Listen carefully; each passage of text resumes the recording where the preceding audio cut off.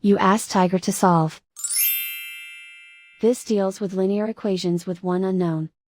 The final result is x equals 1/9. Let's solve it step by step. Simplify the expression.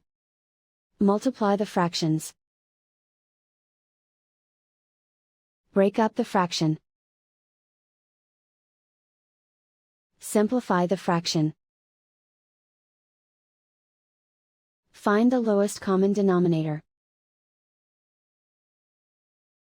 Multiply the denominators. Multiply the numerators.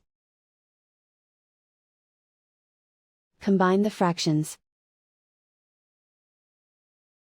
Combine the numerators. Group all constants on the right side of the equation. Add 1/4 to both sides. Combine the fractions. Combine the numerators. Reduce the zero numerator. Simplify the arithmetic. Find the lowest common denominator. Multiply the denominators. Multiply the numerators. Combine the fractions.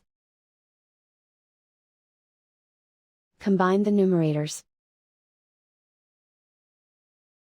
Find the greatest common factor of the numerator and denominator. Factor out and cancel the greatest common factor. And so the final result is x equals 1/9.